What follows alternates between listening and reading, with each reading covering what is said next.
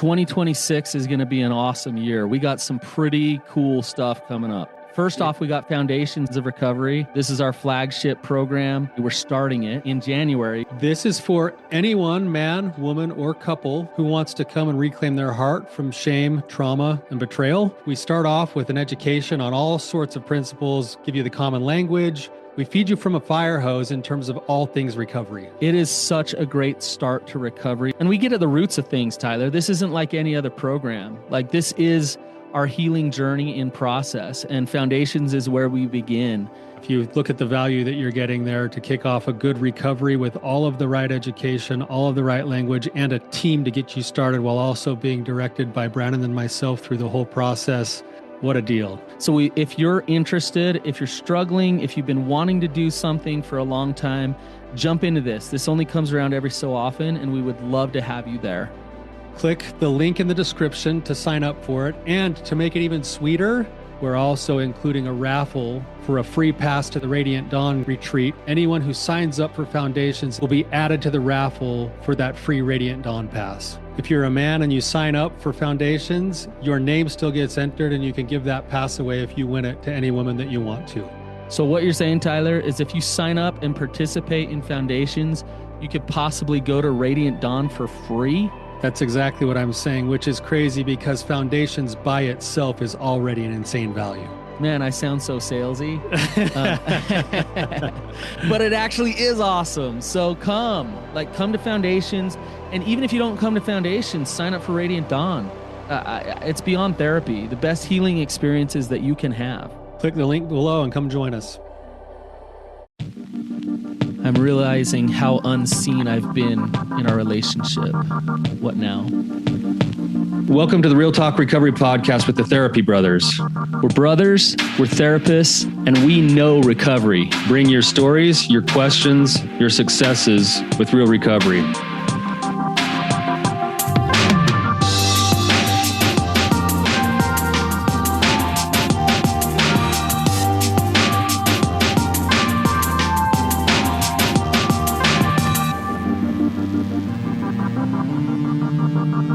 Okay, Brandon, we're going to talk a little bit about D-Day today. We're going to talk a little bit about integrity and honesty, which seems to be a common theme. But how are things in your world? Things are good. Things are moving forward. Moving into the holiday season. Yeah, it's a great time of year.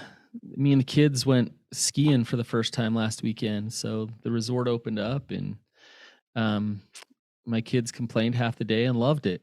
So it was awesome. Skiing with the kids. That's what you do. And then next week you'll be like telling them you want to go, and they'll be like, no, I don't want to go. And then by the time you get them there, they'll be like, oh, I'm so glad we came. I'm so glad. I love this. This is the best. It's like going to most like when we were kids, mom and dad would make us go to like church firesides, and it'd be like late at night, late in the evening, we would be watching football or something. Be like, yeah, you guys get to go listen to so-and-so talk about porn or something. We're like, oh man, I don't want to do that. And then you'd end up going, and at the end of it, you'd be like, oh, I'm glad I came. I don't know if I was ever there at the end of it. Yeah, I think I slept through most of those. Yeah. Yeah. Anyways, let's get into the episode here. So we have Brooke here with us. So Brooke, welcome to the show. Thank you. Brooke, if you'd give us just a little bit of background, some context to what's going on with you, and then just ask any questions that you have. So I guess, the background is that I've been married. Well, I've been with my husband for 10 years, married for 5. And it's been all of my 20s. We have 4 kids. I thought we had a really strong value committed relationship. I thought that we covered all of our bases, I guess, on understanding each other. But I kept striving for something that was missing, a connection that wasn't there. Just recently, it's come out that I knew he had porn issues, issues with porn in his childhood, really severe. But it's come out that like he's had a daily porn usage pretty much since he was 11 years old. And like, it hurts. Like, I know he has his own journey, but like, it hurts me because of that 10 years that we've been together. I've really intentionally and actively worked to like have connection. And so that's, yeah, where I feel very unseen now, like knowing the reality that we're in. So you've spent the last 10 years kind of beating your head against the wall of connection, saying, hey, we can connect better. What's going on? Let's try to figure this out. And all the while there's been this daily pornography problem that you haven't known about. And now it's kind of come to fruition and you're kind of feeling like emotionally just sort of like gutted a little bit. Like I've been beating my head against the wall for 10 years and you're finally bringing this out. Like, yeah. Wow. Yeah. And I think that like we both, like we're direct and honest about it. We've talked about it now. Like there's been a lot of like his like gaslighting, I guess, or like manipulation of like, cause I've gone to him, like trying to solve the problems. Like it's me not doing this. It's me not, or me doing this thing wrong, or, we're not addressing this or that. And we've changed a lot and like we've healed a lot of problems, but like there's always been a huge just barrier that like was unknown to me, and he was oblivious to like the reality. Like I do believe that he really just didn't know, like he didn't factor me in to his porn habit. And so like, and that hurts. Like it kind of adds to, it's just like, it's just the reality of like, he really just didn't see me wholly for our entire relationship. So when you say he didn't factor you in, like he didn't understand the collateral damage of his issue, is that what you're saying? Like he didn't understand how much it affected your relationship? Yeah. Like he just never really considered like probably like, cause it's been something like, and we've discussed this previously in life, like a long time ago. So like, like he was exposed to porn at 6 years old, and he has very little, like he had no connection as a child. So like by 11 years old, when he had his own way to access it, it was daily. And like, so this is just kind of like, it's just how been in his life forever. Just, yeah. And he's talked about it. Like we've talked together, like, he acknowledges, like obviously, he's doing it when I'm not home. Like going to the bathroom, locking the door. Like it's done in secret. So obviously there's a knowledge of like, this isn't right. And we have talked about, he has directly lied, but also like I believe him, like that in his mind, like it's okay still. Like that's like because it's how he's always lived. It's all what he's always known is, but he's still doing the right things. Like, in our relationship, like he does love me. And like, this is just external to that. And like, you lie about porn because that's what you do. You don't talk about it or whatever, and he's never, he's never owned like the reality of you're choosing that over being with me. And like, as I'm screaming for connection, as I'm saying, what's wrong? What isn't, like, why is this not peaceful? Like, he just has no idea that maybe going and watching porn every day is what's, adding to that insecurity. As I'm telling him at times about how I have insecurity of other attractive women. And, he's like, oh yeah, no, like, like I understand, like, like, but like, he's considerate to it, but like, also it's like, just, he saw that as my problem. Like he like didn't connect pornography to it. Like he didn't say, well, maybe she feels that way because I'm viewing other women all the time. Mm-hmm. She doesn't know about that. So clearly that's not connected. Yeah, I think you're running into a couple of a couple of things here, and we can kind of break some of these down if it feels like the right direction to go. But what you're kind of sitting in now is like, you've sort of had this layer peeled back now where it's like, wow, like I knew there were issues in the past, but not the nature of this big of these issues. And there's now the dishonesty that goes with it. And on one hand, you can understand it because that's just what you do when you're, but then on the other hand, it's like things don't quite make sense because he's thinking, well, this doesn't have an effect on our marriage. And the truth is that he probably did believe that some of the time, but he also knows deep down, because he's keeping it secret, that it's an issue, right? And then what you're experiencing, and I think this is maybe what I'm hearing underneath everything, so you tell me if I'm wrong, is that he's claiming to love you and he's showing up and loving you in certain ways, and he probably really is in those ways. And he's been living in such a place of self-protection and selfishness that he hasn't really been able to actually see you the way that you thought you were needing to be seen. And so he's like, yeah, I love you. I love you. I love you. And you're over here going like, no, you're so busy covering your tracks and trying to manage your own self-image that you really don't have a lot of bandwidth to fully love, even though in his mind, he's loving you by not telling you because he's protecting you. Yeah, I think that's exactly how it's been. And yeah, like I couldn't have said it better myself. I think that I will want to say, I think that like where we're at right now, like he does, I really believe him that like he his essence seems different. Like I believe that he actually sees, what he's done, like, and like, I think that like I think like by no means is he like recovered or anything, like if that is like in the future, but like, yeah, I think that he has entered into something new that he's never experienced before, like ownership of reality. Did you know about all of this before you married him?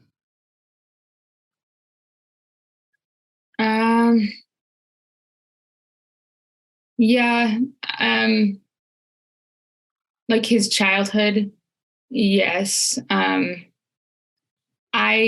grew up in a very unsafe environment. And so like, I think that's something that's always driven me is just absolute, like, disgusting truth for better or worse. And so like a lot of it, yes, a lot of it, like we came to because I told him, like he never would have even realized that he had childhood trauma.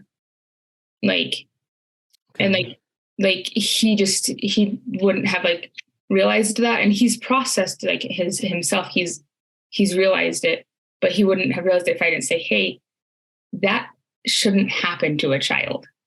Like, right. A child should, a lot of it's emotional trauma. And like, but like, like he wouldn't have ever like connected. Realized it. Yeah. Yeah. Like, yeah. But it was like, we were together for 4 years before we got married.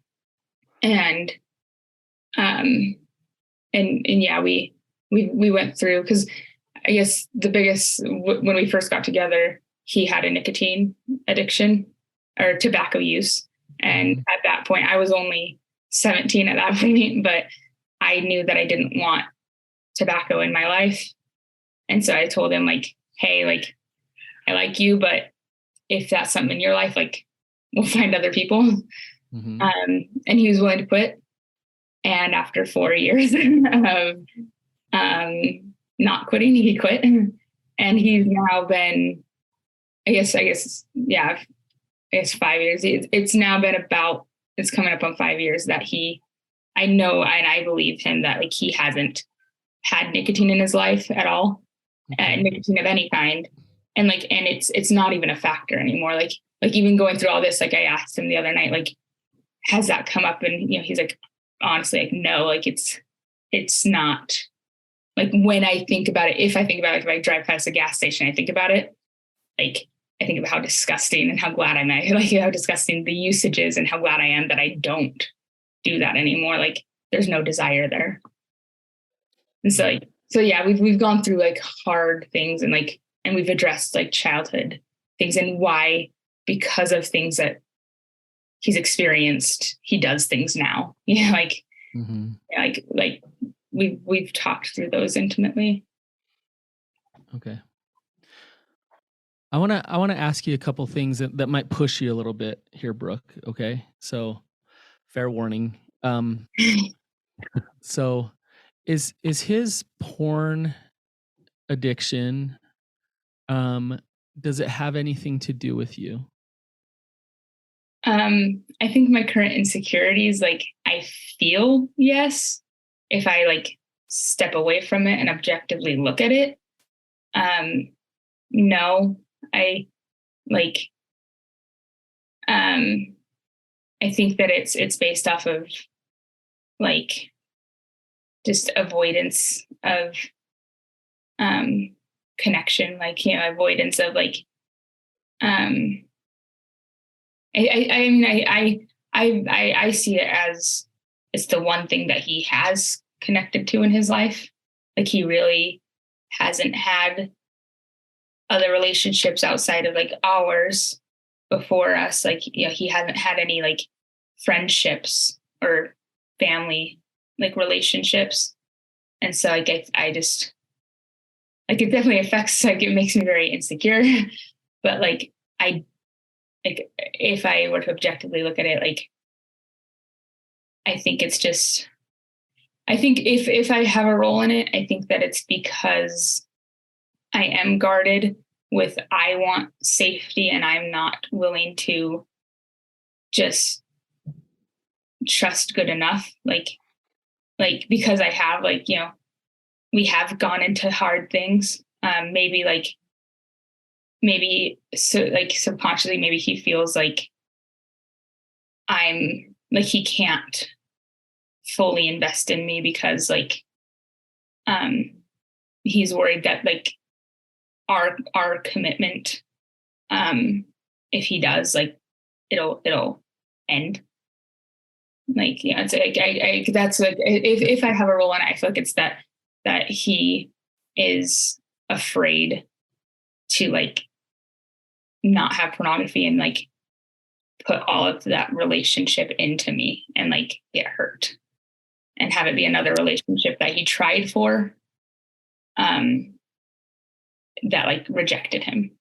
I loved your answer there because you basically said, I know it's not the case that this, I realize that this is not about me, but I don't feel that way.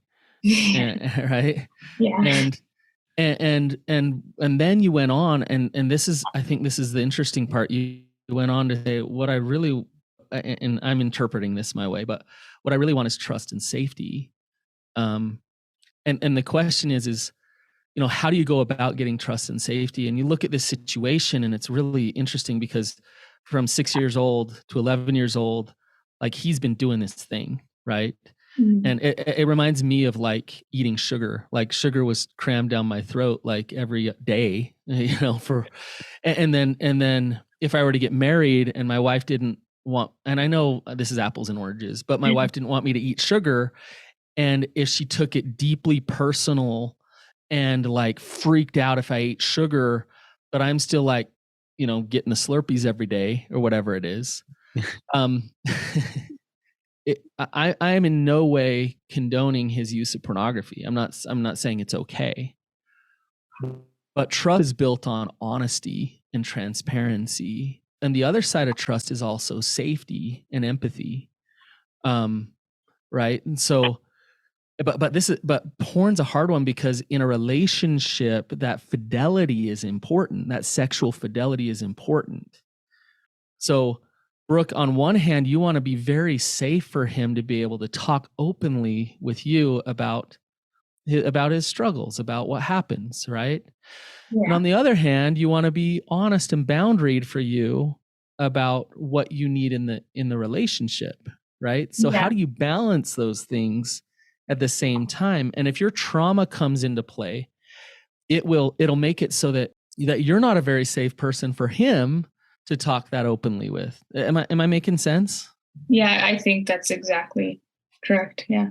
There's another hand too, Brandon, that is, and I can imagine, Brooke, you're probably experiencing some of these things right now, that even though you know rationally that for the greater good, you want to figure out how to be a safe place and the listening ear and allow room for the process, there's another part of you that's feeling angry and cheated. And like the last thing you want to do is be nice to him right now. And like you want justice to be served. And if that's the case, that's okay too. Like that's the weird navigation of all of this, is being authentic with those feelings and saying like, I don't really want to be the landing spot for him today. Like I actually kind of like hate his guts today. But I also want to save my marriage. And is there hope? And like, there's a couple of things that are sort of missing in this that could help buffer that. And that's making sure that you're doing what, obviously you're on the show here. So you've dove in somewhere and you're doing some work and you're listening to things. And I don't know if you've got a team yet or not built, but having a team of, ladies who are in a similar situation could be really beneficial, just so that on those days you hate him, you could go and flush that out there, get yourself grounded, and then allow yourself to come back with whatever level of energy you have left in your marriage that can be productive. But Tyler, I do want to say to that, and I want to say that you want a team, Brooke, that supports you to create love. And so what I mean by that is that he needs to learn how to have compassion for your fear and for your pain, right? When you say, I feel hopeless, I feel angry, I feel stuck, I feel cheated. If he came back to you with, you're never going to forgive me, what's wrong with you, how come, then you're just disconnecting, right? But if he came back to you with, I want to understand that pain, then you have a chance for some connection there. And the reverse is true as well. If you're feeling frustrated, angry, and you go to a group of angry women who say, yeah, he's the worst ever, and and it builds that resentment up, it's gonna teach you how to put up stone walls, like just big, thick walls, and you'll be justified and validated in doing so, right? But if you can go, like Tyler's saying, if you can go empty some of that and say, oh, this is what I'm feeling, and I know I have my boundaries and I have my safety nets and things that I can do, but I want to see his pain and understand his pain. It doesn't mean I have to have sex with him today or connect with him in any way. But I can at least see him as a human and understand why he's doing what he's doing. That gives you guys a chance to navigate this together. Is that, yeah. Tyler, do you understand what I'm saying, Tyler? Yeah, no, I think if we're looking at it from a bigger, broader perspective, principally what I'm hearing you say, Brandon, and I think this is the balancing act, is, this early recovery work is so difficult with this principle, but it's a constant battle to be seeing both myself as a human being and my partner as a human being. And we have equal value. We have struggles we have to figure out. We're both human. And in order to do that, if I see myself as a human, then I can treat myself with compassion, and I can set boundaries, and I can make sure I stick to my truth, and I can speak what's on my mind. If I continually try to bring back around to seeing him as a human, I can still keep my boundaries, but start to release that feeling that, Brooke, you're saying, I know it's not true that he's acting out because of me, but it feels like it's because of me. When I get grounded again and I can see his humanity, all of a sudden I can separate my responsibility for his choices. And so the battle is constantly this dance of, I'm human and he's human. We're both human. And if one or the other falls out of balance, that's where the trauma cycle kicks off, or that's where that anger and resentment kicks back in, or all that other stuff. And that's where having a good landing spot to help with both. You're human, take care of yourself, set your boundaries, live according to your values. And yeah, that sucks. He did those things and that hurts, and it's okay to be mad, but he's human too. Both of those places are important. But to see that, and I want to ask you this, Brooke, but to see his humanness and have compassion for him, it means that you need to have hope and have safety and have groundedness outside of the relationship with him. If too much is falling on that relationship for you to feel those things, then you're going to have a really hard time with extending that compassion over to him. Do you understand what I'm saying? Yeah, I think that's definitely a difficult area for both of us.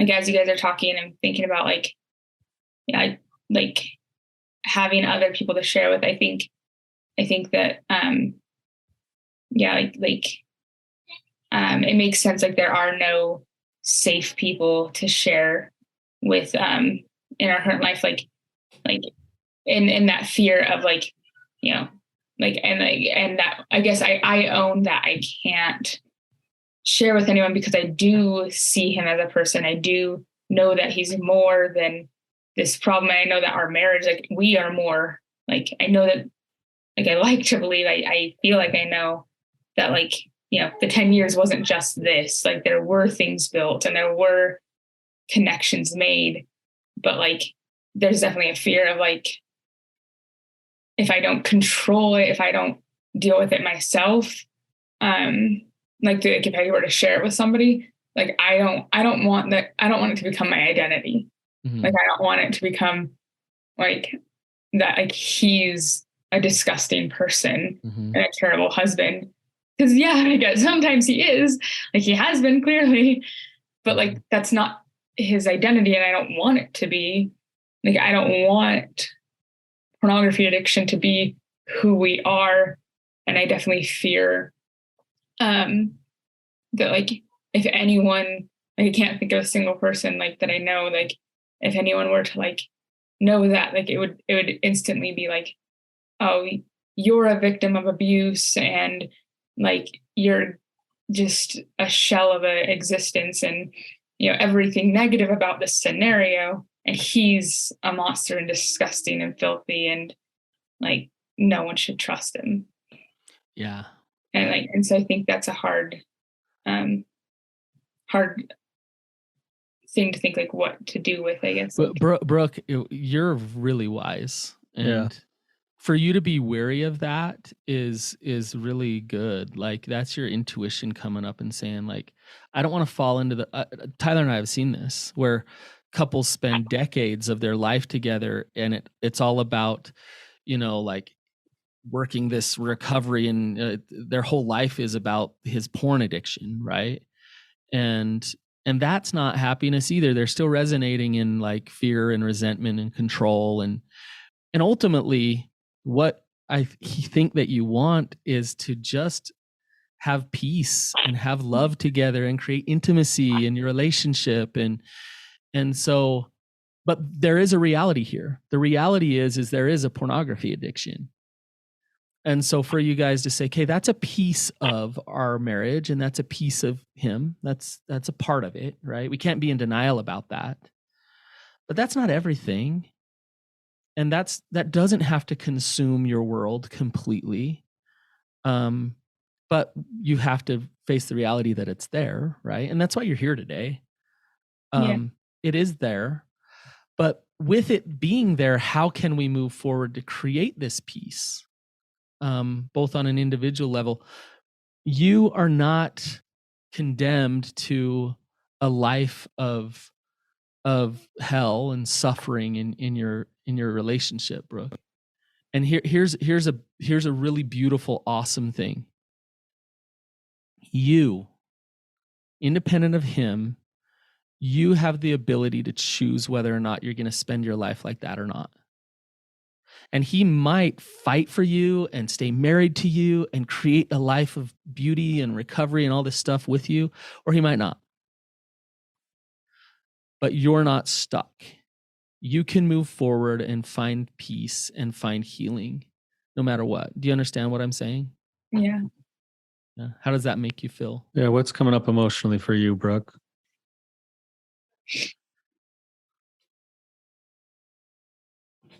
I think that with just understanding like everything, the reality that we're in, and like looking at the me portion of it, looking at what I've experienced. I think it has been like my entire life, long before him, I've tried to, like, I've worked so hard to, like, if I can change in this way, I've worked so hard to get to that safety and peace from others, and like acceptance and be seen. I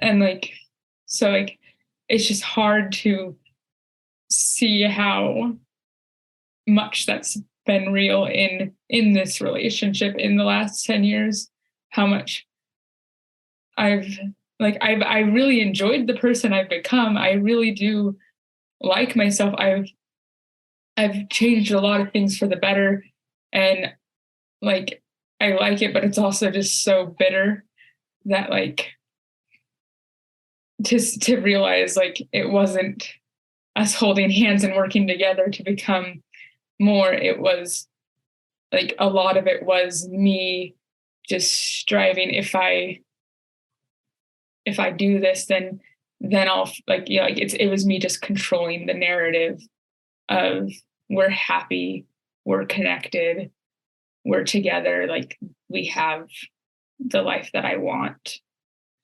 And I was trying to control things that I can't.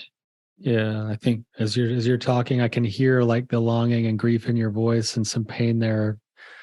And I also just want to acknowledge that you just speaking it today and owning that things aren't as you thought they were, and that maybe there were things you were trying to do to control that are beyond your control. You're right at the ability to let go of some of that stuff, and that could lead to a lot more freedom. I'd like to maybe come back to what Brandon said, because I think he's right, and you're right about your intuition. The trick isn't any of the modalities you're going to choose to do to try to get better is not the answer. It's the principle with which you do them. So if you go and find a group of people that define you and peg hole you, and you allow yourself to be defined and judged as the recovery people, or as the betrayed wife, or the abused woman, or he's the addict, then that's not going to work really well. But if you go for principle, the truth is that regardless of where you get it, you're going to do better when you have the right people in your life that can say, I see you. And it's okay that you're working, and it's okay that it's messy, and there's space for you to do that work. Whether that's family members or friends or a church leader or a group or a 12-step meeting or something like that, it doesn't matter where you get it from, but you're going to need that stuff. But you want to get that stuff in a way that's in line with your values of the person you want to be. And so you're probably going to have to do some trial and error with some of that stuff. And that's where it'll get a little bit messy, but it's worth doing because you need that. You know, it'll help fracture those beliefs that you've been carrying, even yourself. It sounds like some of your own childhood stuff is even tied into this, because you spent so long like finally finding a safe place and finally finding the person who's supposed to see you the most. And now 10 years into this, you're going, he's never actually really seen me, and that's going to have a tendency to want to hit your stuff, when in reality, this is a him issue. He's not seeing anybody because all he sees is his own self-protection, but it's going to have a tendency to want to hit your stuff. And you're going, oh my gosh, like I've done nothing but try to be seen by him, and now I'm still not seen.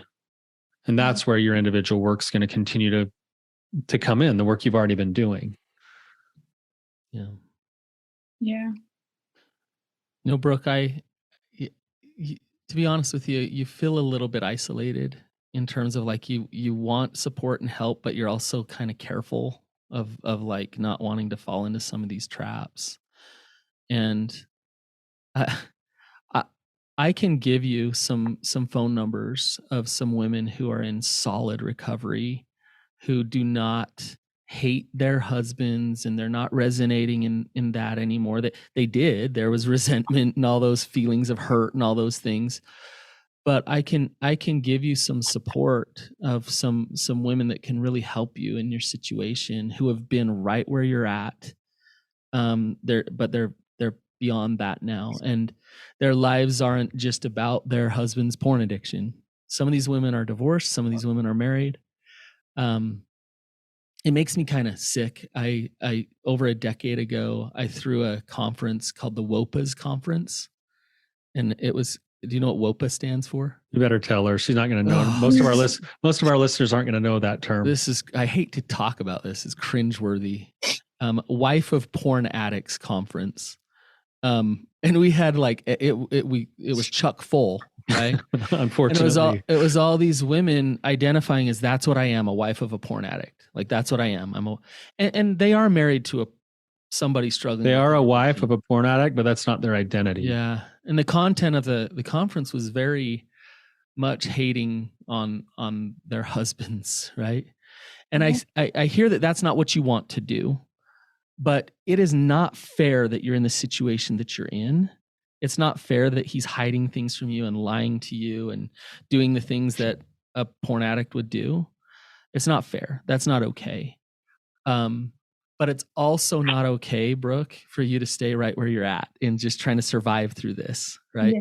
If you do what you've always done, you're going to get what you've always gotten. And I would say, reach out to some of these healthy women who have worked through this. Do some of your trauma work, and I would say with a therapist, work through some of your deepest trauma and those wounds so that you can respond differently to your husband. Yeah. And be very, and so that you can be very clear with him about what are your values and what works for you and what doesn't. Like you did with the nicotine, right? You did that. That was beautiful. That was awesome. Yeah. Boundaries work. Just to empower yourself and support yourself so that, I'm not dependent upon him getting into recovery for my growth and my happiness. That's going to continue to happen, and I'm going to create love in my life. That's going to happen for me. And I know you have 4 kids together and you're in the thick of it. But I mean, I imagine your kids are pretty young. So you're just getting swamped right now and stuck. And it's like, oh my gosh, I'm just trapped here. You're not. Okay. And, but I would say, and Tyler's brought this up a couple of times, build some recovery capital and change some of the systems to navigate through this, and you'll support him to get into recovery or he won't. Right. Yeah. So does that make sense, Brooke? Yeah. Yeah. I think that gives a lot of peace of a path. Cause I think that is I'm seeing clearly, what keeps me stuck is I just don't trust anyone, and I haven't. And now, the one person I thought I did, I don't. Mm-hmm. And so it's I get a lot. I get really overwhelmed, with you saying that, there's people women that would actually be helpful, mm-hmm. Because I trust very easily hopeful that if I position right, if I control it, then I can receive help, but you have to surrender some, huh? Yeah. Yeah. Scary. Yeah. Yeah, it is. And the truth is that when you start to do it, the reason, like Brandon said, the reason you're scared is because there is some risk. And so you might hit a couple of spots and you go, oh, that was the wrong place to trust or to surrender. That doesn't mean you did something wrong. It means you didn't find the right place yet. And, when we're done here, we can get you connected to some resources that way, whether it's numbers that Brandon mentioned or looking at some other options for joining a group or something where you wouldn't have to see them at the family reunion, but you could still get that kind of support. Would be really good for you. That'd be amazing. Yeah. We're just about out of time here, Brooke. Any last feelings or thoughts? I don't even know if we even touched on the right question for you today yet. I think you did. I think that was the original question, and really gave a lot of clarity. The one other thing that is different. I don't know if there's enough time, but I think that's really difficult right now is just like, I guess, is there a future that like my self-image, like my body image isn't shattered to like my perspective of him? Like I know, and I hold like it's like if we were to divorce, like I know that I can recreate who I am and like feel confident in myself. But now it's like anytime I feel comfortable or aesthetically well, like but it's not enough for him. Like I shoot myself down, and so I worry like that I won't ever be able to be seen like physically in a light of good to him. Yeah. Your concern is 100% normal and valid. And I think the vast majority of women that we work with will struggle with some of the same question. And without being able to do a whole other episode, which we could on this, I would just say, absolutely, there is hope, and it'll come. That hope will come as you work one day at a time towards your best life, towards the invitation of recovery. And if he decides to do the work of his own recovery, that will rebuild trust over time. And that trust will allow for the ability to be more and more vulnerable, to be more and more open. And there can absolutely be healing from that. This is classic betrayal trauma, what you're talking about. There's both a reality fragmentation of like what's been real in our relationship, but there's also gender wounds that happen of, am I woman enough? What's wrong with me? And when I asked you earlier about taking his porn addiction personally, this is kind of what I'm talking about. And it's easy for me to say like, Brooke, it's not about you, right? It's not about you, but it doesn't feel that way.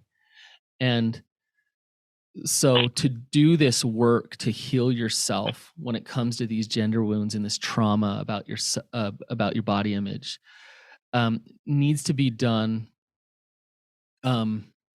independent of him. And so what I mean is like, you're not turning to him and saying, please want me, please answer my question that I'm enough, please tell me that I'm desired and that I'm okay. And it's you going to heal those wounds of trauma and realizing that I am desired, I am okay, and I'm not going to be reliant upon somebody who's lusting after other women every day to get that question answered. I need to get that question answered within myself, independent of him, or else you're kind of, barking up the wrong tree, so to speak.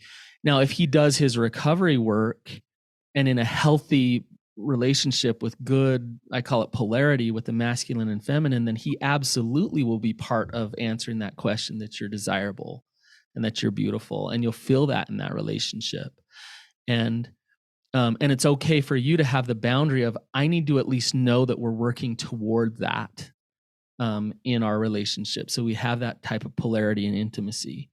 And I'm not going to settle for like knowing that I'll never get that from you. Right. Yes. So, and that will take time. It does take time, but there is hope. Yeah. Thank you. That makes sense. Brooke, thank you so much for coming on. I know it was, it's a fast conversation to talk about a lot of things, but you came on vulnerable and willing to share and willing to open up. And I just appreciate that vulnerability. And I know it'll bless somebody's life out there who's listened to your story today. Your courage to come on today will definitely impact the lives of other people who are listening, who are in a very similar situation. You are not alone. And to those of you guys listening, how lucky are we that we have someone like Brooke who's willing to come on and share herself and her heart this way. And I hope that you guys will sense that and feel that sense of gratitude for the benefit she brought to your life today. So thank you guys. You guys have a great day. All right. See ya. Thank you.